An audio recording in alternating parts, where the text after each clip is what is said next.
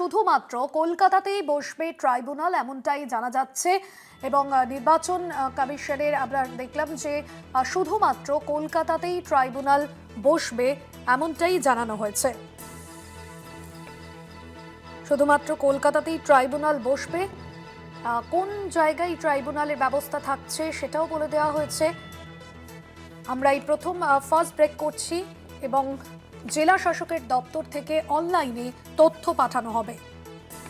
কোথায় ট্রাইব্যুনাল বসছে? প্রথম কলকাতাতেই ট্রাইব্যুনাল বসবে, শুধুমাত্র কলকাতাতে ট্রাইব্যুনাল বসবে। দীনদয়াল উপাধ্যায় বসবে ইনস্টিটিউটে, দীনদয়াল উপাধ্যায় ইনস্টিটিউটে বসবে এই ট্রাইব্যুনাল। সুপ্রিম কোর্টের নির্দেশ অনুযায়ী এখানে 19 জন বিচারপতি থাকবেন। জেলা শাসকের দপ্তর থেকে অনলাইনে তথ্য পাঠিয়ে দেওয়া। বিস্তারিত জানবো, সত্য সুন্দর রয়েছেন ফোন লাইনে। সত্য সুন্দর, দেখুন, শুধুমাত্র কলকাতাতেই চোকাতে দীনদয়াল উপাধ্যায় ইনস্টিটিউট, সেখানেই ট্রাইব্যুনাল বসবে এবং সেখানেই বিচারপতি যারা রয়েছেন 19 জন বিচারপতি তারা সেখানেই বসবেন। সেক্ষেত্রে সশরীরে কেউ সেখানে গিয়ে জমা দিতে পারেন বা অনলাইনের মাধ্যমে যে ট্রাইব্যুনালের যে আবেদন করা হবে নির্দিষ্ট মোবাইল নম্বরে ওটিপি দিয়ে এবং ভোটার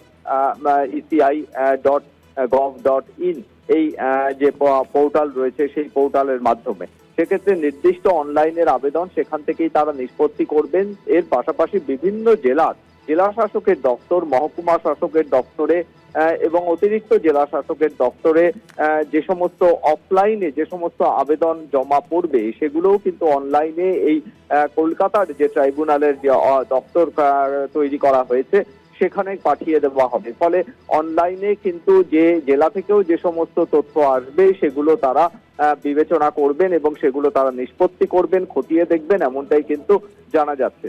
সুপ্রিম কোর্টের নির্দেশ মোতাবেক যে ট্রাইব্যুনাল গঠনের কথা বলা হয়েছিল সেই ট্রাইব্যুনাল কিন্তু এই দীনদয়াল উপাধ্যায় ইনস্টিটিউট যে রয়েছে সেইখানেই তৈরি করা হবে বলে সূত্র মারফত জানা যাচ্ছে। একদমই ধন্যবাদ জানাবো সত্য সুন্দর।